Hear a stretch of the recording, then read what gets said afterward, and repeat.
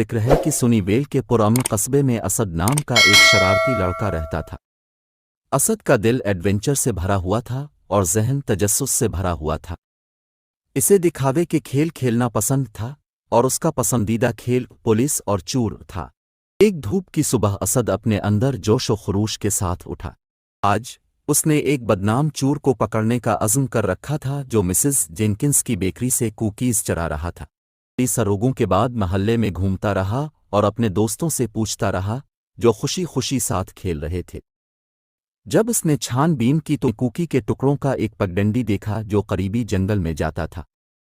اسد کی آنکھیں جوش و خروش سے پھیل گئیں اور وہ پگڈنڈی کا پیچھا کرتا ہوا جنگل میں احتیاط سے قدم رکھتا تھا۔ جنگل کی گہرائی میں اسد نے ایک چھپے ہوئے ٹھکانے سے ٹھوکر کھائی وہ ٹہنیوں اور پتوں سے بنی ایک چھوٹی سی عارضی جھونپڑی۔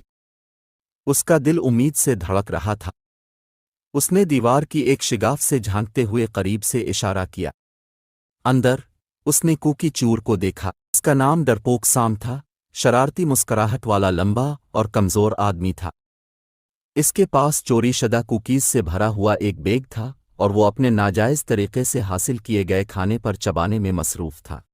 اسد جانتا تھا کہ اگر وہ سام کو پکڑنا چاہتا ہے تو اسے ہوشیار ہونا پڑے گا۔ اسد قریب آیا، اس کا دل دھڑک رہا تھا۔ اس نے جھونپڑی کے دروازے کے پاس رنگ برنگے سنگ مرمروں کا ڈھیر دیکھا۔ تیزی سے اس نے مٹھی بھر ماربلز کو پکڑا اور انہیں زمین پر بکھیر دیا، جس سے ایک مشکل رکاوٹ کا راستہ بن گیا۔ وہ جانتا تھا کہ سام اپنی چوری شدہ لوٹ مار کے ساتھ فرار ہونے کی کوشش میں مزاحمت نہیں کر سکے گا۔ اسد کی توقع تھی اس نے کہ سام نے اس کے لیے رن بنانے کا فیصلہ کیا۔ وہ جھونپڑی سے باہر نکلا، سنگ مرمر پر قدم رکھا اور اپنا توازن کھو دیا۔ ایک زور کی آواز کے ساتھ سیم زمین پر گر گیا۔ سیم نے محسوس کیا کہ وہ پکڑا گیا ہے، اپنے سر کو رگڑتے ہوئے اٹھ بیٹھا۔ تم نے مجھے پکڑ لیا، جاسوس اسد، سام نے ایک آہ بھر کر اعتراف کیا۔ دردی اور عزم کی آمیزش سے سام کی طرف دیکھا۔ چوری کرنا کبھی بھی صحیح نہیں ہوتا، سیم، لیکن ہم آپ کو اپنی کوکیز بنانے میں کس طرح مدد کریں گے؟ مسز جینکنز ہمیشہ اپنی ترکیبیں شیئر کرنے کے لیے تیار رہتی ہیں اور مجھے یقین ہے کہ انہیں کوئی اعتراض نہیں ہوگا۔ سام کی آنکھیں حیرت اور تشکر سے چمک اٹھیں۔ تم میرے لیے ایسا کرو گے؟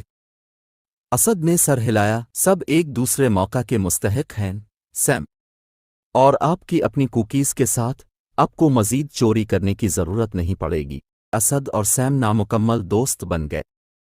ایک ساتھ انہوں نے مزیدار کوکیز بنانا سیکھا، ہنسی اور کہانیاں بانٹتے ہوئے جب وہ اجزا کو ملاتے تھے۔ اور سنیویل میں ان کی دوستی، معافی اور دوسرے موقع کی طاقت کی کہانی افسانوی بن گئی۔ اور اس طرح سنیویل کے قصبے میں شرارتی لڑکا جاسوس اسد اور ایک بار ڈرپوک چور سام نے سب کو سکھایا کہ مہربانی اور سمجھداری زندگیوں کو بدل سکتی ہے اور دنیا کو ہر ایک کے لیے ایک بہتر جگہ بنا سکتی ہے۔